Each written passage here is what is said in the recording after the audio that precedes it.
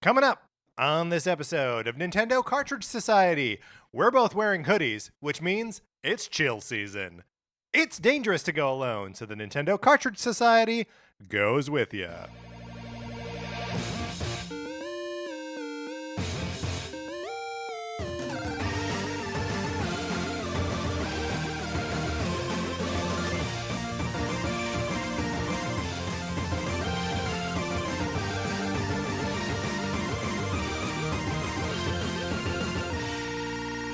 Welcome to Nintendo Cartridge Society. My name is Patrick Ellers, and I am joined, as I am always joined, by my co-host, Mark Mitchell. We've got a good show for you today. We are going to be talking about the news from the week, including a recap of the Indie World Showcase and more. And then on Thursday, we're each saying 10 nice things about the Wii U for its 10th anniversary. 10 years of the Wii U, Mark. Can you believe that? I cannot believe it. In the meantime, how are you? I'm doing great. Patrick, I feel like it is true that we're in the chill season and you and I are both wearing hoodies. Both wearing hoodies. But I also think it's true that all year round, there's a 95% chance that one of either you or I is wearing a hoodie at any time. At any time? I think you're more hoodie prone than I am at this point. That is true. I shed a lot of my hoodies at some point, like in the last 5 years. This is a newer one. This is a newer. It's nice. Thank I like you. It. I like the purple piping. Yeah, it's like black and has just like one sort of Tron line that kind of goes through the middle of it. In like a nice neon purple. It's a good hoodie. It's a good hoodie. Thank you. Why do we do this? Why do we wear? Why do we default to hoodies? I don't know that I really want to. You think you don't like the answer? I'm not sure that I'm ready for that amount of introspection about my wardrobe. Right. Speaking of that level of introspection, my copy of Sonic Forces for the Nintendo Switch. Would you like to borrow it? You can. All you gotta do is email us at nintendocartridgesociety@gmail.com, which we said together this time for short, and give us a mailing address so we can send you my copy of Sonic Forces for the Nintendo Switch. You play it for as long as you want. You put it back up in the envelope, which I provide to you. You mail it back using postage that, again, I have provided for you. That's a perfect borrowing program. When you say these things out loud, I just cannot believe it. It's a remarkable thing. So remarkable, in fact, that we are remarking upon it right now. There also may be a copy of Untitled Goose Game in there. Same rules apply. And just a thing that I feel like I have to put out there every once in a while. This is not a joke. No. It's a real program. This is a real program. Both my copy of Sonic Forces and my copy of Untitled Goose Game are out in the world at the moment. Probably getting mixed up with some early Christmas presents, maybe, right? Yeah, sure. Why not? I mean, pretty early for that. But I mean, is Sonic Forces being in the mail not a early Christmas present in and of itself? I didn't know where you were going with that, and then when you finally got there, I was like, yes, this makes sense. Well, here's another thing that once I finally get there, it makes sense. You can leave us a 5-star review on Apple Podcasts, Spotify, or anywhere that you get your podcast. Patrick and I appreciate it so much. We love reading your reviews. It really helps people find the show. And if you leave us a review in the US Apple Podcast Store, we can see it and we'll give you a shout out on the show. If you leave us a review anywhere else, we can't see it, but we appreciate it no less. And so hit us up on Twitter, send us an email. Let us know somehow that you have shared the show with somebody because we'd love to give you a shout out. We genuinely appreciate it so much when people share the show. Yes, so thank you to everyone who has already done that. Here's another way you could tell us that you left us a review is you could join our Discord and tell us in there. Kind of a trick question, though, because you have to let us know that you want to be in the Discord, so you already have to be engaging with us. Yeah, you can let us know that you want to be in the Discord, but keep it a secret as to why. Yes. And then spring it on us when you get into the Discord. Get into the Discord, say, I left a review. My name's Bill, and then log out of the Discord forever. No, don't don't Bill. do that. I'm already missing you. So get in there. It's a great time. Around the Indie World Showcase, there was a lot of fun chatter around the Splatfest this weekend. A lot of fun chatter. People having a great time playing games and talking about them. So get in there. It is a good time. All right, Mark, are you ready to get into what we've been playing this week? Yeah, let's do it.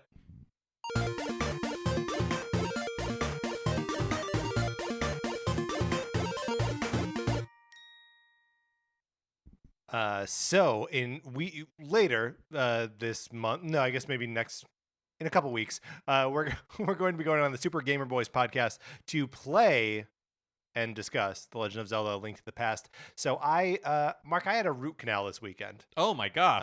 This was Saturday morning. First thing Saturday morning, 8:00 Saturday morning. On a Saturday? On a Saturday.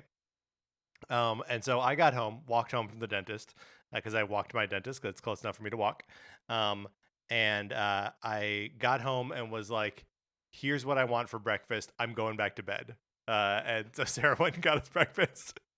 And then I stayed in bed all day playing The Legend of Zelda: A Link to the Past. I mean, what a way to reward yourself for a root canal. Can I ask a question? How long does a root canal take? They told me to like prepare for it to take like 2 hours from like showing up to leaving. But I got there at 8:00 and I was out the door by like 9:10. Wow. So like just a little over an hour all in. Man, that is quite the way to start the weekend. But hey, following it up with playing A Legend of Zelda: Link to the Past. Yeah, a great game that I don't really need to talk about here. We will be spending a lot of time talking about it with the Super Gamer Boys in a couple weeks. Yeah, I also logged some time with Legend of Zelda: Link to the Past. Great timing because we had just done these Zelda intros where we talked about it. And so it was actually kind of fun to replay it. Yeah, and then realize that there's a bunch of game left after that intro. Yep. I've also continued to play Persona 5 Royal. The further I get into it, this is no surprise, the more that the systems open up and begin to make sense. And I'm still just beginning to scratch the surface. I am enjoying Persona 5 Royal. I think what I said last time still holds, that I am not entirely like in love with it, but I think it's a really well-made game, and I'm continuing to enjoy my time in it. And the game continues to surprise me in ways that like it opens up and ways that you interact with the world and things that characters turn into, I guess I'll say that. Oh. Also played a little bit of Splatoon 3. I was traveling this past weekend, and I've got to say, like, I think it's a combination of I still have a base model Switch, and so kind of like the chunky Wi-Fi capabilities that the Switch has always had, plus hotel Wi-Fi do not play well together. But I'm pretty useless in a turf war. In a turf war, anyways. But I just one of these days, I just really want to experience a tricolor turf war, and I know people are saying they're not that fun, but I just want to experience one for myself someday. Well, maybe you will. Look, this was only the second Splatfest in which I ended up not participating. Again, had a root canal and was mostly like, I just need to be comforted on Saturday. And it's okay if the answer is no. But did you claim your shirt? I did not claim my shirt. Okay. Thank you for telling me that it was okay. Hey, this is a safe space. Some kind of moral failing on my part. Honestly, the video game that I played most this last week, Mark, and I don't know if this will surprise you, but with the midterm elections was just doom scrolling on my phone. Like that's how I actually spent most of my leisure time over the last week or so. Although that ended up being pretty good for all the doom scrolling. Could have been way worse. I did also pick up God of War Ragnarok, and you really liked the last God of War. I really did like the last God of War, and I am I'm not very deep into the game yet. I'm maybe 2.5, 3 hours in. And I am enjoying it. Again, Kratos is fun to control, and the dynamic between Kratos and his son is remains enjoyable. I'm having a couple like I'm hung up on a couple different just like storytelling and like presentational issues. The game does, just as the first game did, or the 2018 release, does a like a no cuts, like a oneer basically through the entire game. So there's no point where it fades all the way to black or it cuts to black and you just get a different, like a camera perspective change, which is interesting when you see it in film. And can communicate something very specific in film. Like I always think about that scene in the car in Children of Men. Do you know that scene where they're like ambushed? And like it's really effective as that you feel like the immediacy of that, and like it's virtuosic, but it's also like functional, right? And I don't know what the function is in God of War. Yeah, it also makes it feel more video gamey to me. Oh, interesting. Well, having not played either of them, I think it's interesting that it feels like they've locked themselves into it as a stylistic choice, even when it may not necessarily make sense for the story to be told that way. Yeah, and that's 100% what I'm reading here, because like I do sort of get it in the first game, because the first game has like an immediacy, like an of the moment. It starts with Kratos and Atreus burying Atreus's mother, and then like just being with them through like the grief and adventure that they have after that. And so like the moment to moment of like, here's what it's like to be sad here, here's what's like to be sad here, here's what it's like to fight with your son here, like all of that feels like it's very in the moment of the moment. And so far, God of War Ragnarok, it has much like bigger, more like epic aims, where I just don't see the same need for the like immediacy that a oneer, albeit faked, attempts to communicate. Maybe it's because the Hulk and Valkyrie haven't shown up yet. Maybe when Tessa Thompson and Mark Ruffalo show up, then it'll be different. And if we can get Jeff Goldblum. Yeah, it's not the Collector. What is he? He's the Grandmaster. Oh, right, the Grandmaster. Yeah, maybe then it'll all make sense. It took me a second because there are Valkyrie that you fight in the original God of War. But in any event, it's not a Nintendo game, so we're not going to keep talking about it for any more time. Those are the new releases. Let's get into the new release. No, that's what we've been playing. Let's get into the new releases and what we might be playing next week.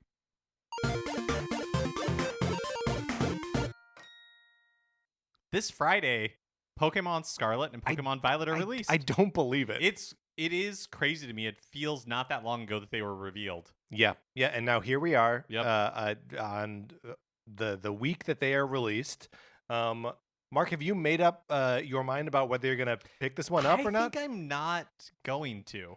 Staying on the bench. I think I'm staying on the bench for this one. There's just too many other games that I am currently playing or that I'm looking forward to playing soon that I like picked up Sword and Shield, messed around with it for maybe like 10 hours or so, but just kind of like didn't grab me enough to want to continue. And I think at least for now, I'm sitting this one out. How about you?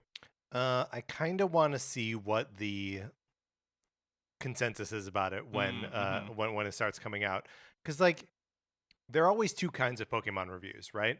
One is the Pokemon obsessive, and the other is like the person who's like, I don't normally play these games, but I gave it a try. And I want to see what those second people are like. Because the Pokemon obsessives, we live on different planets, we speak different languages. I don't, so I think there is a world where I end up picking it up on Friday, but I think we probably don't live in that world. I've been trying. Mark has been trying. I've been going out of my way to spoil myself. Oh man, to spoil myself on the evolutions of the 3 starters, because they've been leaking, like everything's been leaking about there this somewhere. game. Yeah, okay. They're out there, but I don't know why I, for the life of me, cannot find like photos that make any sort of sense. I feel like everything I look at is like, oh, this like Reddit user or this person on Twitter leaked these images, and then they're like either like super zoomed in or super blurry, and it's just impossible to tell what any of these things look like. I'm looking them up on on I guess Kotaku's got the leaks right now. I mean,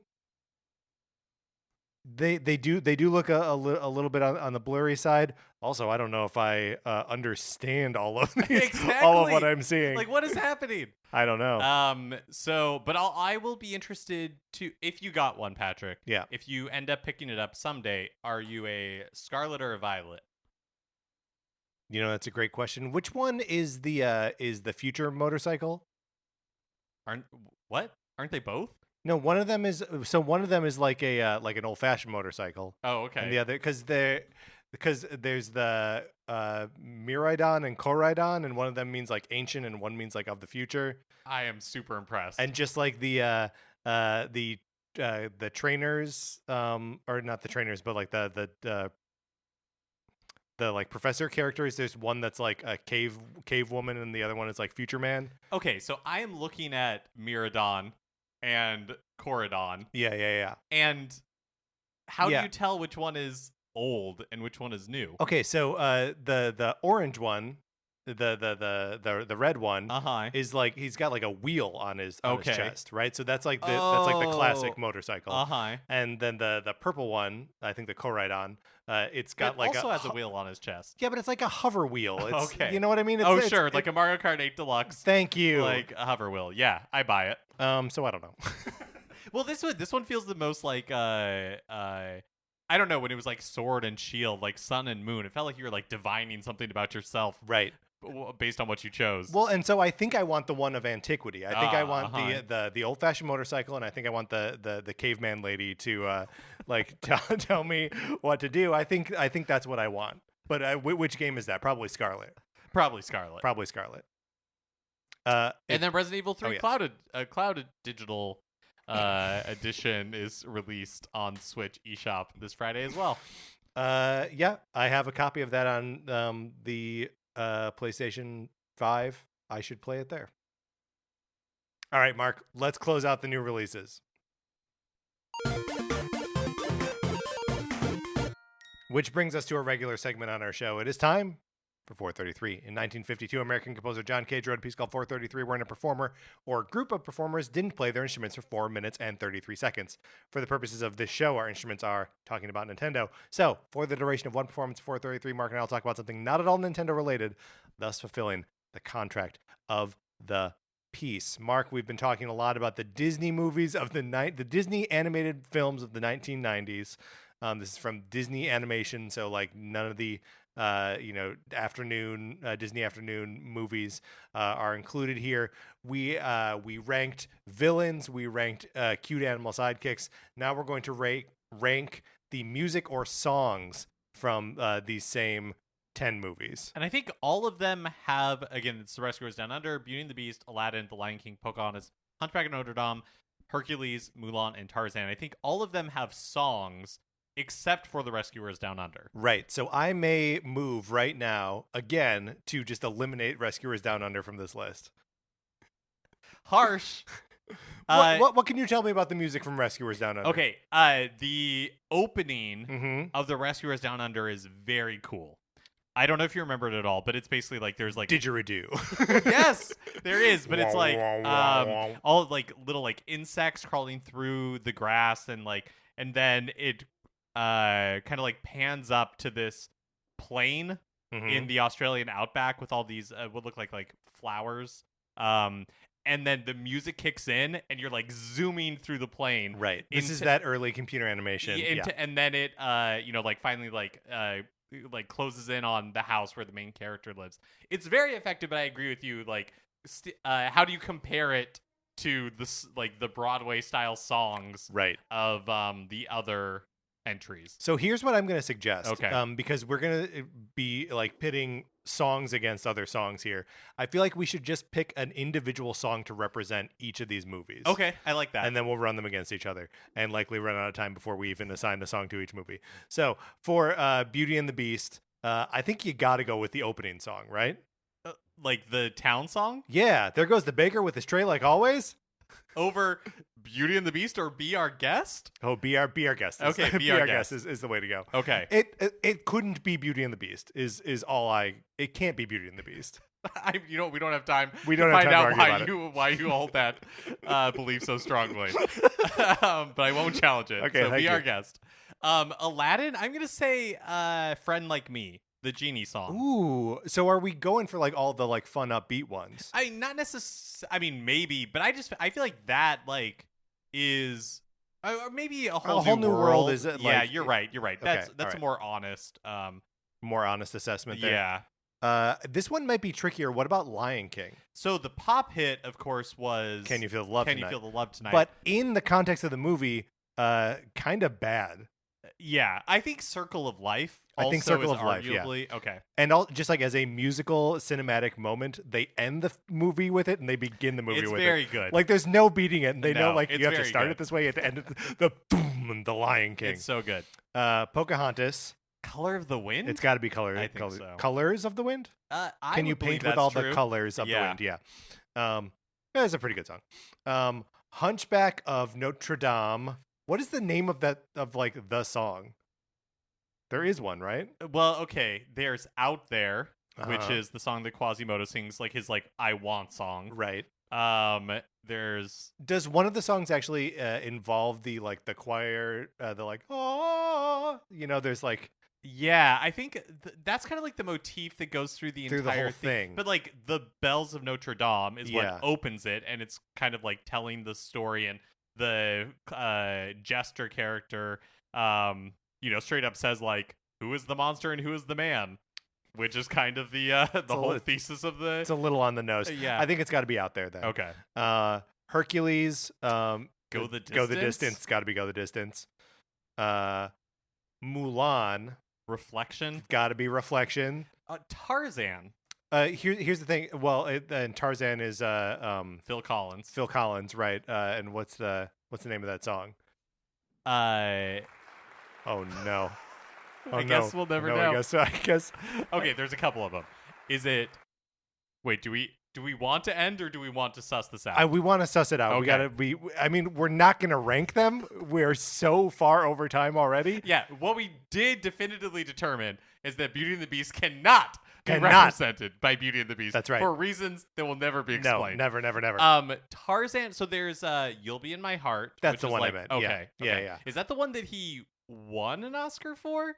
I think Ooh. it was definitely nominated. Yeah, definitely nominated. I don't know. End of the 90s. Oop, I deleted the whole thing. So best to just move on. You'll Be in My Heart plays nonstop in the Tarzan treehouse. Which I am sad to say is gone. It's gone. Yeah. Now it's a Swiss Family Disneyland. Robinson thing. Yeah. Which, okay, whatever. And Reflection is a very good song. It makes me cry. All right, Mark, we were accompanied today by pianist Kyle Shaw. Let's get into the news.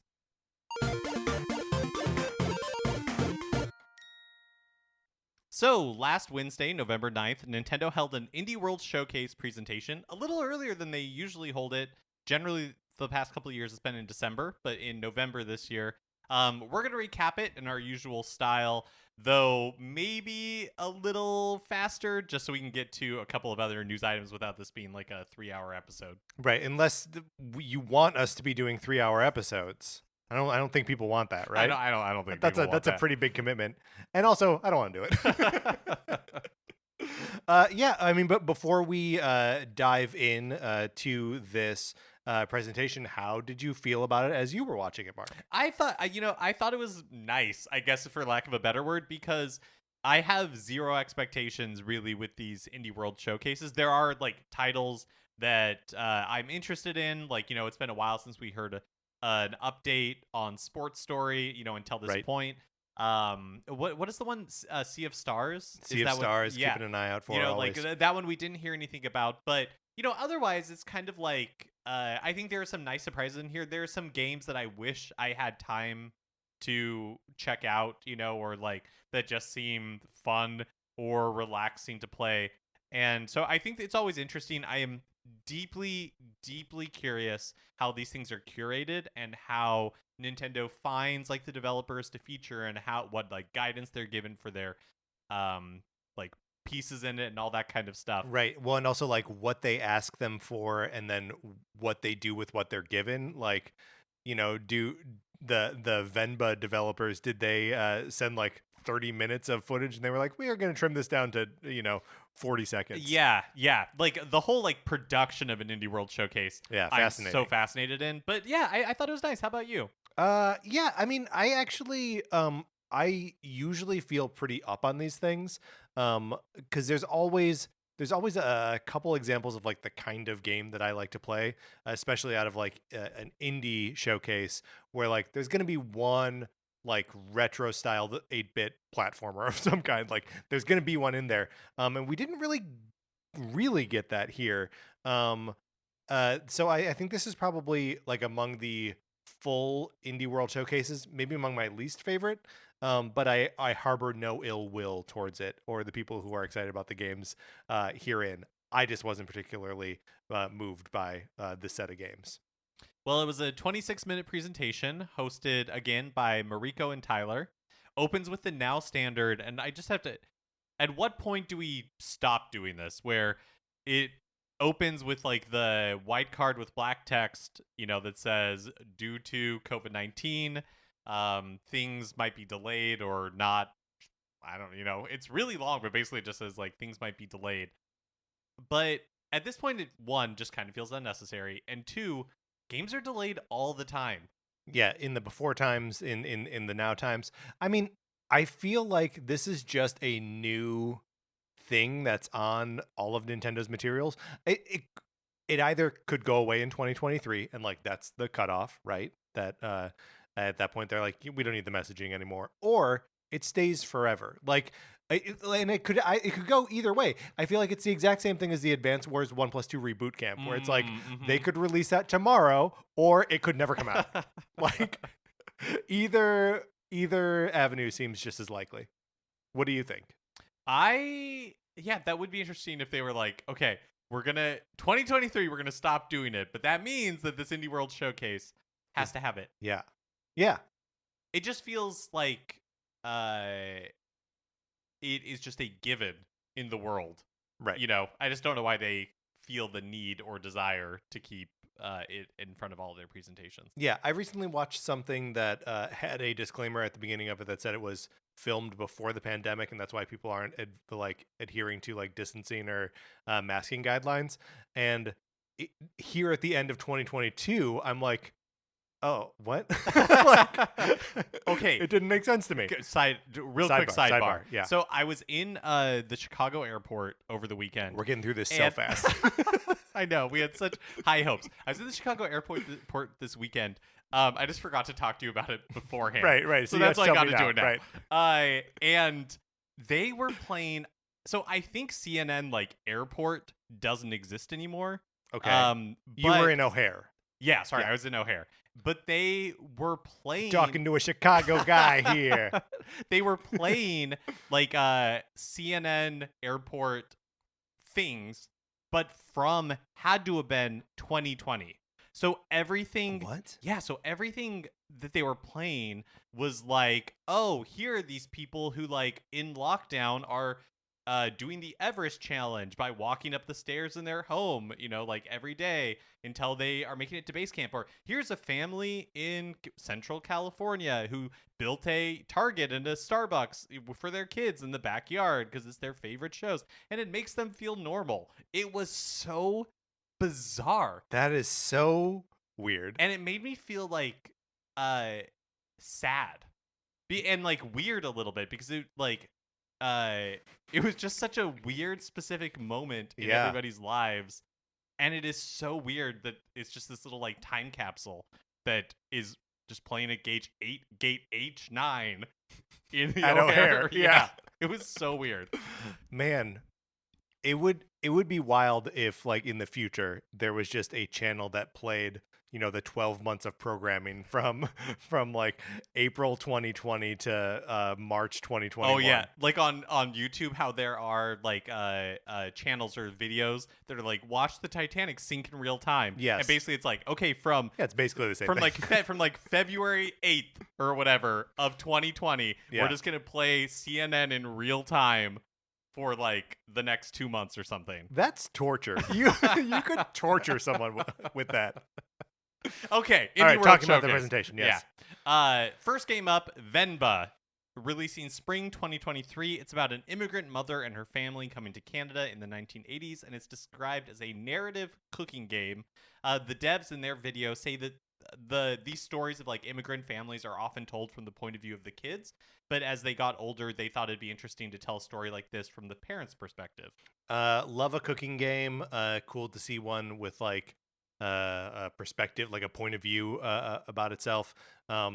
Seems like a cool little game. Yeah, cool art style. Mm-hmm. Everything about it feels very... I feel like this is true of a lot of these games, and speaking of the pandemic, I do feel like some of this is a reaction to that. But there are so many games that are based on this idea of comfort and being cozy and just finding, your place, your space, a place that you can just kind of relax. Yeah, well, and I mean, it's always sort of a hallmark of an indie game, but that it feels personal. That it's like there's a specific perspective trying to be expressed, and Venba is certainly that. Next up was Goodbye World, coming out in November 2022. It's a story of two friends trying to develop a new game together. You play through their first in-universe game, a retro platform puzzler, while watching everyday struggles. They have part-time jobs. Can their friendship take the strain? Seems very autobiographical. Yeah, talk about a personal game. Yeah. It was like, whoa, what was this? Put together by two friends making a game together that were struggling a lot, maybe working part-time jobs, and not sure if their friendship could take the strain. Yeah. So, very hilariously depressing is what it says here in our notes, and I will back that up. Up next was Have a Nice Death, releasing March 22nd, 2023 on Switch. I believe this is on PC and possibly other platforms. I think this looks really fun. It's like a 2D action roguelike where you play as Death, CEO of Death Incorporated, who you're like battling burnout. The art style is, I feel like, kind of like Rayman Legends, that sort of like painterly animated style. Yeah, almost looks like kind of like cut out. Yeah, with really like kind of like fluid animations. We're both trying to show the animation style to each other. Yeah, it just looks like we're dancing the robot really poorly. Yeah, that's right. Or like we're one of those like 5-person Michael Jackson puppets. You know what I mean? Yeah. I do know what you mean. Where they're like on sticks. Yeah, it's usually one person and they're five puppets. Yeah. Yeah, or one person and 4 puppets. Yeah, thank you. Well, I don't know. You may have seen one with 5 puppets. I didn't. Why would I have seen that? I'm just describing the ones that I've seen. Well, the one that I saw, the real person was Pinocchio, so it technically was 5 puppets. Of course. Yes. Yeah. But yeah, have a nice Death Day. It looks like a lot of fun. It has good reviews on Steam. Coming out March 22nd, 2023. Now, you just said Have a Nice Death Day, but it's just Have a Nice Death. Oh, right. Have a Nice Death Day. Is that the horror movie from, like, the slasher flick from? I think it's just called Happy Death Day. Oh, Happy Death Day. But it may just be called Death Day. I don't know. I think you're right. I think it's Happy Death Day.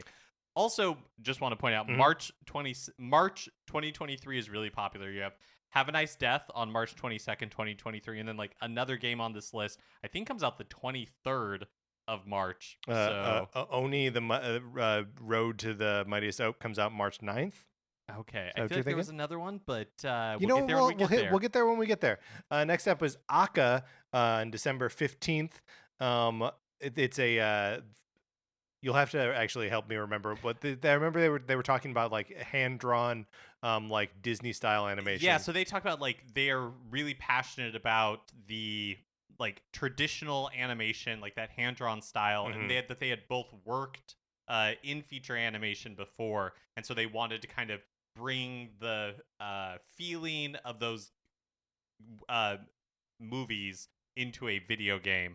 And it's a small open world game, which I think is a really interesting kind of like moniker. It reminds me of oh yes, I'm remembering this better now. / looking it up. It reminds me of there was another indie game that I think released during the pandemic that I would also describe as kind of like a small open world game. You played as like, I think it was like a little bird. A short hike. A short hike. Yeah. When they call this a small open world game, it made me think of a short hike. But you have one goal: is to find inner peace on an isolated island paradise. You play as the retired warrior Aka, who I think is like a fox, and there are giant capybaras, these funny looking like dragons and baby dragons. The devs, they talk about wanting to create this really inviting world. And it definitely does look very inviting. Very cute, very warm. Character designs are really fun. Next up is Pepper Grinder, coming out sometime in 2023. This is being published by Devolver Digital, and it's like a drilling kind of platform looking game where you are like aiming a drill at spaces that you can actually like cut through, and whether you have to kind of dig in a direction that like gets you under the lava or through a forest or something like that. It seemed. Look, I've been playing a lot of digging games lately, and so this one seemed up my alley. Yeah, and it looks like you can get different kind of like accessories for your drill to have different abilities. Do you know what the movement kind of reminded me of, at least in the video, was Yoku's Island Express? Oh, interesting. I mean, there's definitely that like that sort of like wide perspective on the map where like you can see a bunch of it and then have to like figure out And it how just to kind of get feels like it's through it. like momentum, with Yeah, like the yeah, yeah. drill bit, like, oh, you're gonna like drill down and then up to get momentum to like jump over something. So I don't know. I it definitely, Devolver Digital has such a specific way of making trailers. Like, it definitely felt like a Devolver Digital Yeah, totally. published game. Next up is Coffee Talk Episode 2, Hibiscus and Butterfly, coming out spring 2023. That could be March. It's a sequel to the original Coffee Talk. So, it's a sort of narrative-based game where you're a barista working in a coffee house for mythical creatures. And so they come in, they tell you their problems, and you give them the right cup of coffee, and then they're happy, or their problems go on. I've not actually played the first one.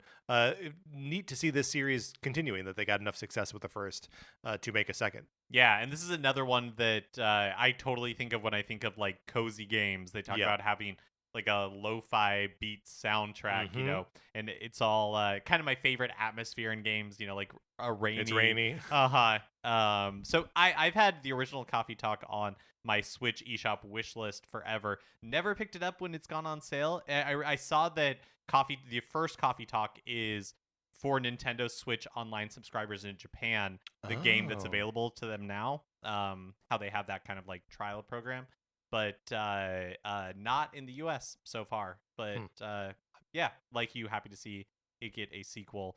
Oni, Road to the Mightiest Oni, like you mentioned, March 9th, 2023. This one has like a cool cell shaded look. You play as a vengeful demon warrior, out to become like the best demon warrior after you've been humiliated by a hero of myth. And it's a 3D action game where you control two characters. They said with one Joy-Con, but it's not clear to me if it's one Joy-Con each or if you. I didn't understand this one either. But didn't they also say that like it challenges your? There's like something weird about the way you're controlling them with one Joy-Con. Yeah, just the way that they described it stressed me out. Me too. Because looking at the game, I was like, "Ooh, this is for me. I like this." And then the controlling two of them with one Joy-Con had me going, "Oh no, no, no, no, no, no, no, no, no. Let's simplify this a little bit, please." Yeah, maybe there'll be like a demo or something we can check out and see before it comes out in March next year. Next up is Desta, the memories between coming out early 2023. That could also be March. This is from the creators of Monument Valley. Is this the Netflix published game? No, so this is. Oh wait, I don't know. Possibly. I'm gonna look it up, but well, yeah. Would it be a Netflix published game if it's showing up on Switch? yeah, possibly. Okay. But it is a roguelike. It's odd, right? Because it's pitched as like you are solving like relationship problems in your sleep. in It's your like, sleep through like a ball game of some kind. Yeah, which it's like the turn-based combat, but it's with almost like a dodgeball-esque mechanic. It looks really interesting. I don't think I really understand or have come to grips with exactly what it is. Yes, but it is not published by Netflix. But the thing that it reminded me of almost immediately was Catherine, which is a narrative game where you are less working out relationships and more just like figuring out what's going on in this guy's head as he cheats on his one girlfriend named Catherine with two other girls named Catherine.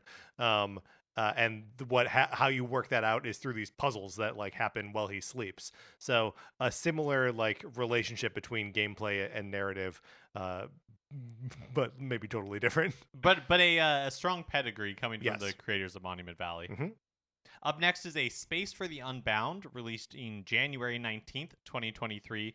This takes place in 90s rural Indonesia, and you follow high school sweethearts through what the narrators describe as a journey of self-discovery. It's a slice of life simulator, plus there's some like mind-reading supernatural element where these kids are also facing the end of the world. Well, I mean, come on. It's the 90s, which means they're reading X-Men comics, which means they can read minds and the world is coming to an end. But like you said, I feel like, this is another indie game with a very like specific point of view or like story or experience to tell. Yeah.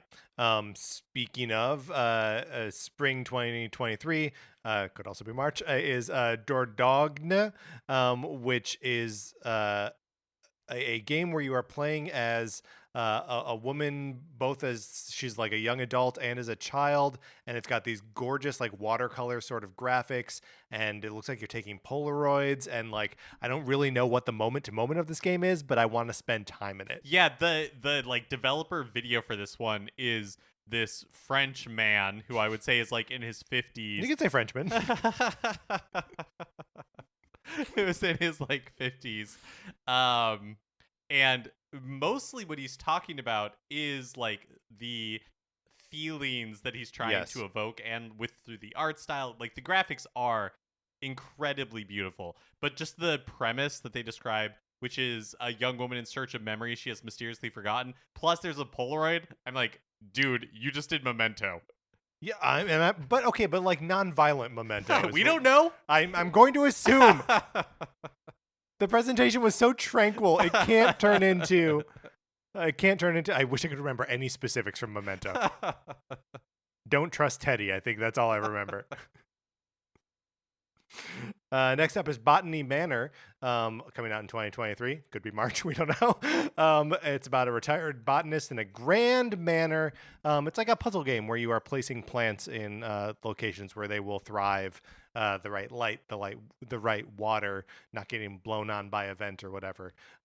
Looks cute. Yeah, it does look cute. Up next is a game called Once Upon a Jester, which is out now. The premise is that you're scheming anyways to steal a diamond, and to do so you have to join something called the Royal Theatrical Spectacle. And the way that seems to play out is through like these two thieves participating in live theater, and it's kind of like an improv game where, But not in the way that you're thinking. yeah, not right, which like it I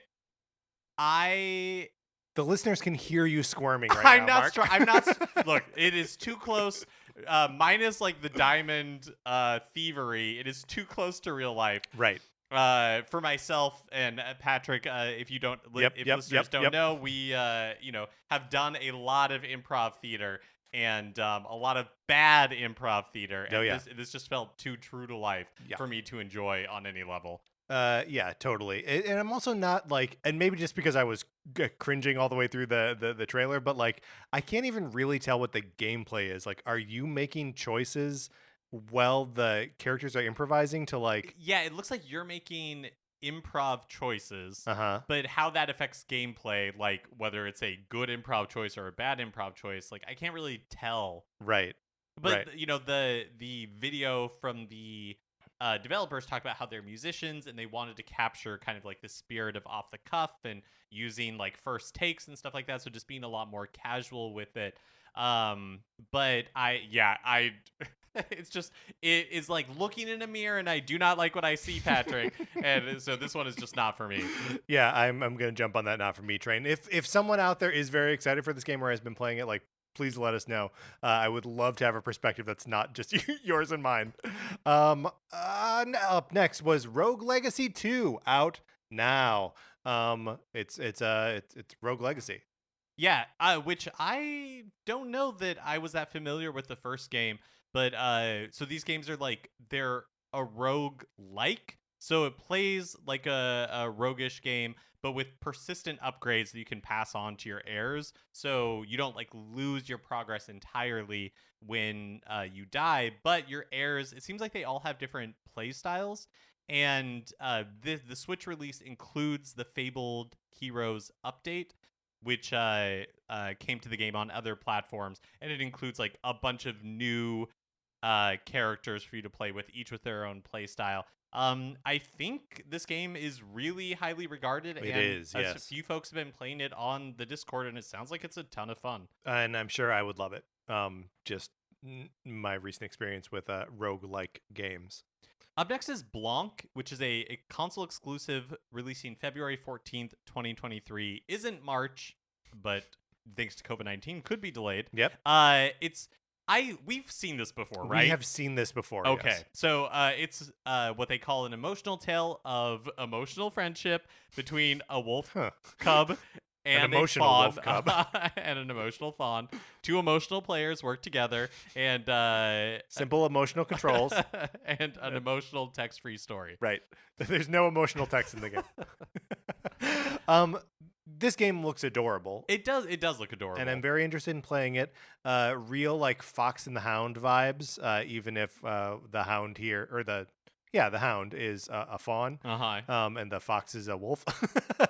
But yeah, it's looks real cute. I'm very interested in trying this one when it comes out in February, maybe March because of COVID-19. Next up, there's a sizzle reel. So we saw in the sizzle reel WrestleQuest, which is coming out May 2023. Wobble Dogs, November 9th or 17th. Storyteller, March 23rd. Boom! There it is. Right? There's the Netflix game. No. Oh, the March. the March 23rd. Yeah. So Have a Nice Death, March 22nd. Yes. World of Horror. Storyteller, March 23rd. Yes. Not published by Netflix. Yeah, that's right. World of Horror 2023, summer 2023. Curse of the Sea Rats, early 2023. And Inscription, indie darling from last year that was out on PC and other platforms, is out on Switch December 1st. Now, then they slow things down, not in a bad way, but just pull it playing, back after the playing sizzle some reel. smooth jams after the sizzle reel. With A Little to the Left, which is also out now. It's a cozy puzzle game where you're organizing household objects into satisfying arrangements. And there's like a little cat that will sometimes mess things up, as cats are wont to do. And many of the puzzles have multiple solutions. I feel like this is just another really great example of just kind of like a cozy game that is very visually appealing, that I could totally see where it's just like, oh yeah, just like spending some time in a very relaxing way with this game. And the partners that were presenting this game, were they a couple?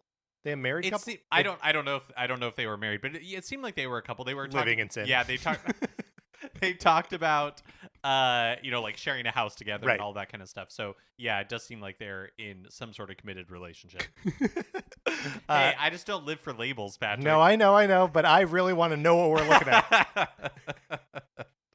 And then we end, of course, with one more thing. Guys, it's time to go. No, wait, one more thing. Sports Story has a release date, or at least a release window, of December 2023. Mark, still why no date?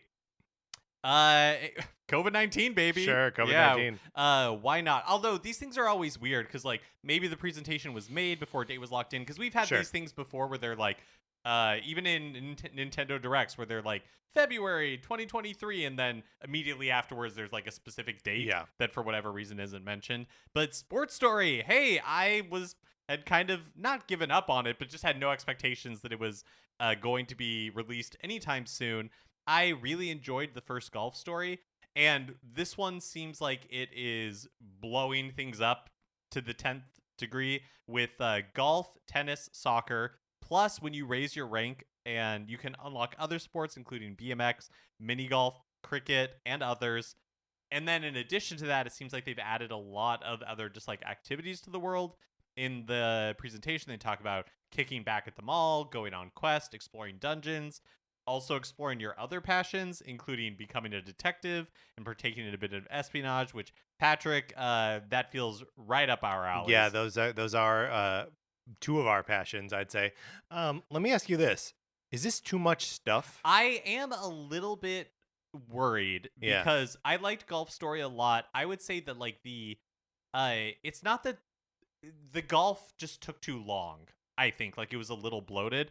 Looking at everything that's in here, I can definitely understand why this game was announced however many years ago and it's taken them this long to have it ready. But I'm hopeful if, if it feels like they can kind of like edit the excess, then, the world of Golf Story is what made it really special. Yeah, and sure. So the fact that they are building on that or seeming to be elaborating on that is really exciting if, the pacing can keep up with it. Yeah, my worry is that like the golf will still feel good and like part of the role-playing game experience, and then maybe also the tennis will feel that way, and maybe also the soccer. But like, how can each one of these individual sports, can they all be fun in the same way? Right. Like uh me playing a BMX game and me playing a golf game, that's two different versions of me. Like I got to turn one dude off and turn another dude on. So like I'm hopeful. I'm sure it's like cute and fun, and maybe they even give you option to skip or avoid the games you don't like to play. But yeah, always kind of worry about that when it's like there are so many different gameplay styles in here. And it's like, well, I don't like one of those gameplay styles, or if I like that gameplay style so much, I would just go get a BMX game. You know what I mean? Totally. And like, how do all of these things sitting next to each other? Yeah. How does it all like work together to be one cohesive whole? I will say the first golf story, like the dialogue is very Australian, which makes it very charming. Yeah. So I imagine that they are keeping that up for Sports Story. But yeah, I'm excited for this one, and I'm really excited that it is coming out next month. Yeah, very cool to see it get a date. Like Mark was saying, it was one of, I think we had 3 games on our like watch list for this Indie World Showcase: Sea of Stars, Sports Story, and Hollow Knight Silk Song.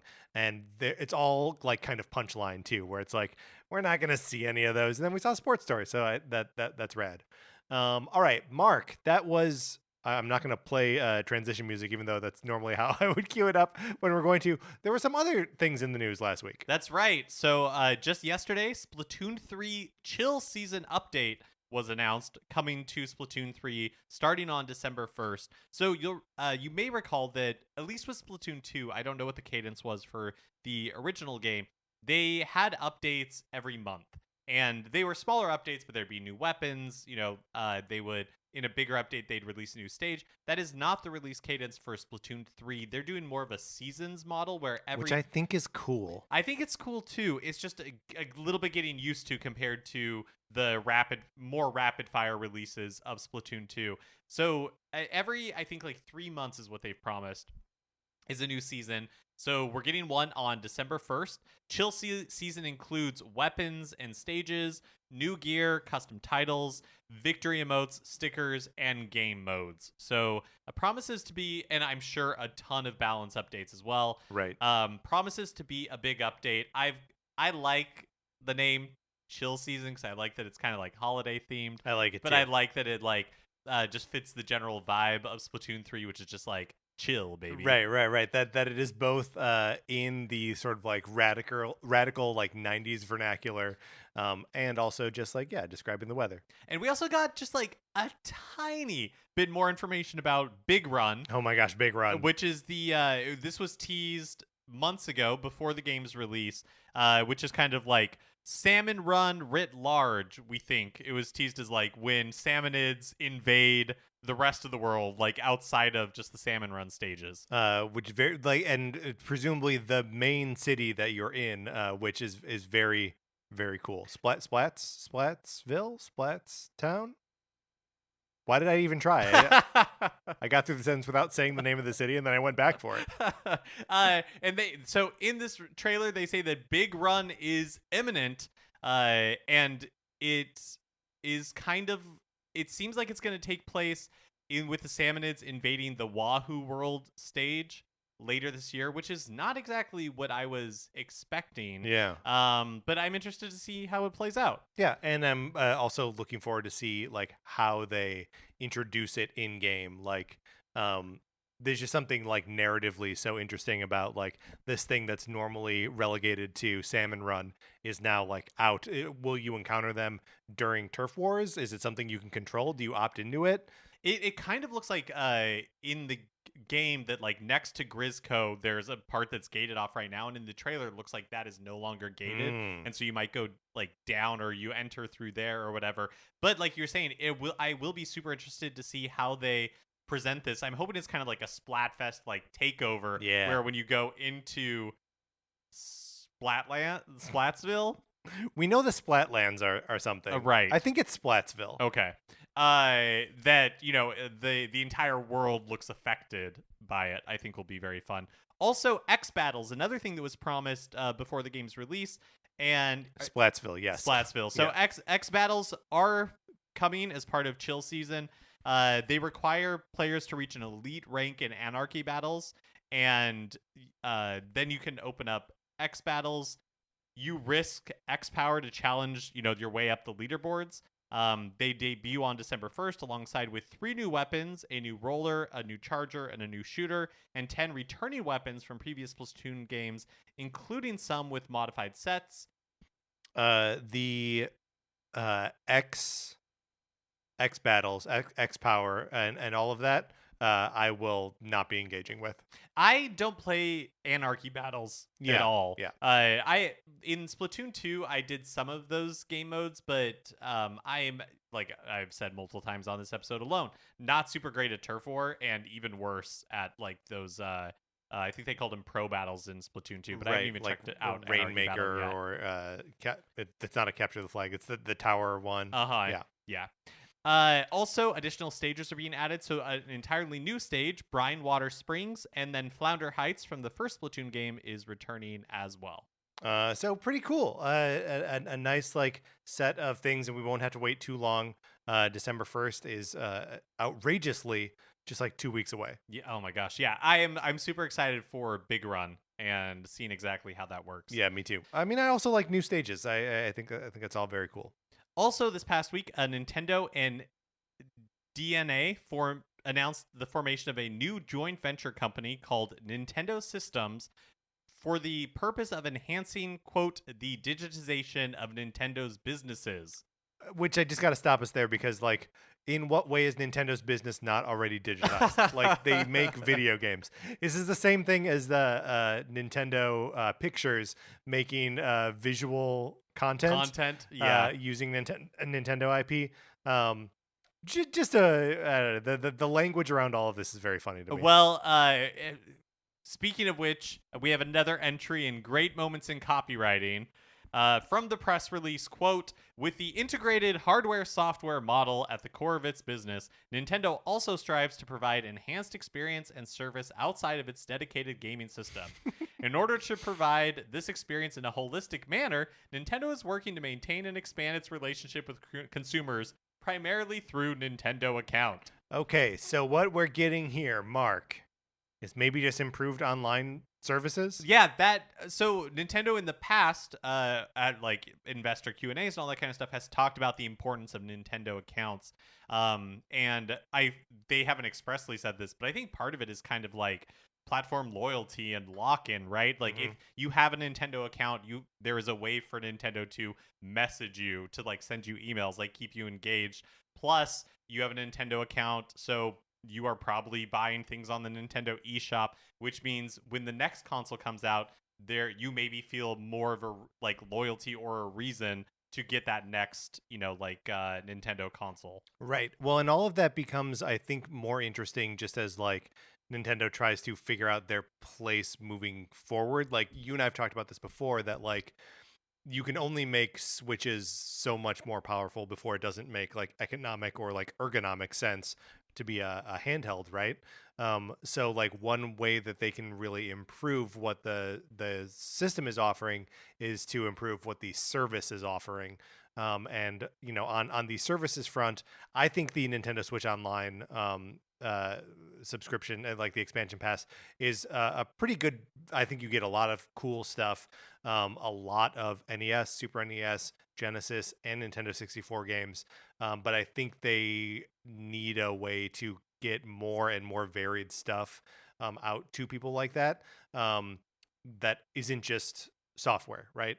So I think this is going to be all about that and sort of unifying it across. Like, why not give you the ability to, if you're subscribed to Nintendo Switch Online, to play those NES games on your phone or on your computer or whatever?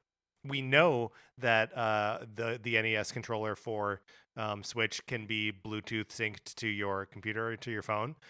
So why not like lean into that as another way to access those services? Yeah, and I think it's interesting to see Nintendo continue to, especially where they are at right now, in one kind of like market strength, but two, how they've just reiterated this intention to kind of like expand the reach of Nintendo IP, intellectual property, and just to kind of like see these things at work, because Nintendo Pictures, which you just talked about, to make visual content, but they teamed with people who make like cutscenes for games and have done some anime production, like things like that, but not necessarily one of Nintendo's core strengths. Here, another area, Nintendo partnering with another company to create this kind of like new entity that presumably fuses the DNA of DeNA, the company, Mhm. and like Nintendo, to, I think, like in an ideal world, leverage the strength of the two to create something that is uniquely Nintendo, but focused on an area that Nintendo has previously not been very strong in. Just like, Yeah. Doesn't have the institutional knowledge. Like, they just don't have the experience. They're toy makers, they're game makers, they are not great services Yeah, totally. creators. Like if you are enmeshed in like the PlayStation ecosystem or the Xbox ecosystem, they all have like very active apps that are like on the phone. Like you can buy games from their respective apps. You can send people invites through the respective apps. It's easy to party up with people and like play games together, or even just like do like a sort of spectator mode. All of these things that like Nintendo sort of does, but not very well and not very easily. You can use Nintendo Switch Online to watch someone play an NES game, but like you can't do that with like Kirby and the Forgotten Land, for example. But like why not? Why not have it so that I can watch you play, or you can watch me play Persona 5 Royal. I don't know why I switched it from me watching to you watching. I decided I wanted to be more active in that one. But like there are services that other platforms are taking advantage of that Nintendo isn't offering. This maybe will bring about that change, and maybe it'll be like kind of smaller incremental idiosyncratic kind of stuff, Yeah, which is sort of what I expect. Yeah, I am the same. My expectation is that whatever ends up coming of this will be like uniquely Nintendo, and not necessarily just like copying features that already exist on other platforms. God, I would love for it to be both, though. Like, really, I would love for them to just like catch up to these services offered by Microsoft and Sony, and then do some like crazy Nintendo twist on it.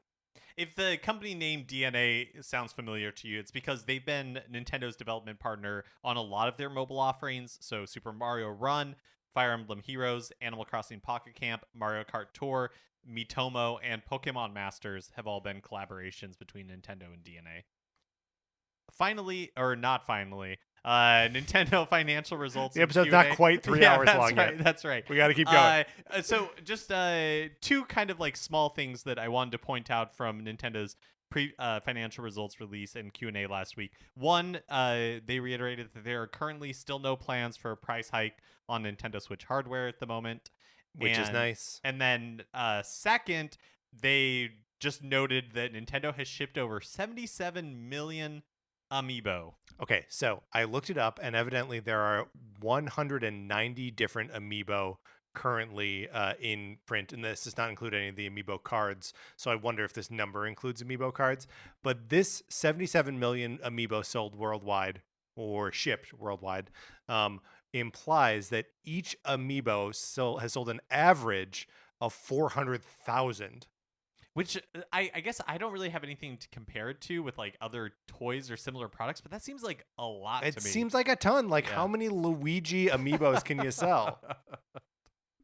Luigi catching strays over here. Yeah. Well, there are definitely some, I don't want to point any fingers, but that have probably sold less than others. And I'm guessing that, there are also some that are just like really limited run. Seems like the Smash ones that have come out of late, it seems like they're smaller runs. Like, I don't know. It does seem like that. I don't know if there's that much demand for them. Yeah.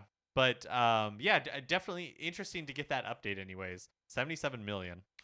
Also on no plans for a price hike on the Nintendo Switch. Isn't that sort of what the OLED model is. Well, yes. And so I think but I guess more the question is in direct response to kind like Right. inflationary pressures because Right. we've seen I think both Xbox and PlayStation outside of the United States have adjusted prices based on the strength of the dollar. And the Meta Quest went up $100 as well. Meta Quest 2. Right. So I think that's what they're asking about specifically. And And I think the PlayStation VR 2 is also another thing that like its price point is $550 when it comes out February next year, not March, but that is another one where it's like that's more expensive than the unit that it is required to like more expensive than the PlayStation 5. It really makes you wonder if there is new Nintendo hardware coming next year, which I personally believe there is. Like, I like what to expect. Yeah, I don't know.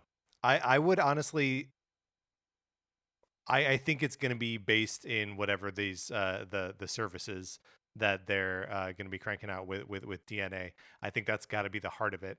And no, I don't know what that means. But also, and sorry, just on the subject of price hikes, and using PSVR 2 as like sort of a bellwether. I think that's just what new hardware is going to cost now. Like, I think the demand for gaming hardware has been like so high for so long, and the price has been like artificially deflated. Because like a PlayStation 5 when it came out, less expensive than a PlayStation 3 when it came out. So like how can that be with 15 years of inflation between one and the next? And it's because they are making it up on the back end with software and services and stuff. But I think we're now caught up to like that's not enough anymore, and that like they can't sell these things at a loss. Well, and like historically, Nintendo is loath to sell Yeah. hardware at a loss. Also, Nintendo, this generation sitting at a $60 price point in the US for its first party titles. When does that go up to 70? Do you think next generation? Do you think like at what? Because that feels like it also has to give at some point. Yeah. Possibly next generation, which I still don't think is happening until 2025. Also yesterday, the Game Award announced their nominations. Bold of them to hold their Game Award on December 8th, the same day as the Cardies, the Nintendo Cartridge Society Awards. But they do have their nominees. I have to say, the way that they've decided to stylize some of these this year, I think it's very funny to me. What do you mean? Well, like, so instead of being like best fighting game, it's just best fighting. Right. So they just dropped the game. Yeah. So, but it just makes it. The funniest one is best family. Yeah. Instead of best family game, now it's just the Mitchells. Now it's just best family. But Nintendo had some nominations, some surprising ones, honestly, like Xenoblade Chronicles 3 for best game of the year, and best music and score.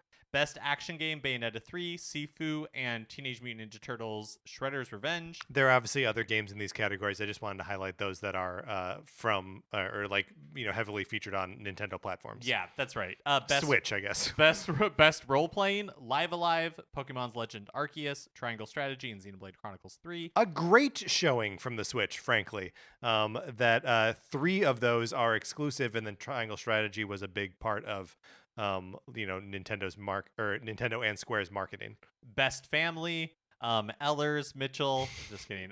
Kirby and the Forgotten Land, Lego Star Wars: The Skywalker Saga, Mario plus Rabbids Sparks of Hope, and Nintendo Switch Sports and Splatoon 3. So 80% of those games published by Nintendo. Yeah, like normal, Nintendo pretty much runs the category with best family. Best multiplayer, Overwatch 2, Splatoon 3, and Teenage Mutant Ninja Turtles Shredder's Revenge. And then most anticipated, The Legend of Zelda Tears of the Kingdom, also Hogwarts Legacy. Yep. And again, all of this will happen on December 8th. You can go to the Game Awards website to vote on these things if you are so interested. We, of course, will be holding our own NCS Cartridge Society Awards on that exact same day. We don't have a website set up for anyone to vote on anything, but stay tuned to see how you can participate in the awards this year. And then finally, the results from last week's Splatfest, where the options were all about Pokemon starters and grass type, water type, fire type. At the midway point, it was incredibly close. So in terms of clout, Team Water had the slimmest of leads with 34.95%, then Team Grass with 32.85%, and Team Fire with 32.20%. But in the final results, Team Water ran away with it handily. It's a clean sweep. Clean sweep. 0 points for Team Grass, 0 points for Team Fire, and 45 points for Team Water, making it the runaway overall winner. Which, Mark, that would have been the team that I joined if only I had joined a team. If only. I credit their success to me not playing. All right, Mark, let's get out of the news.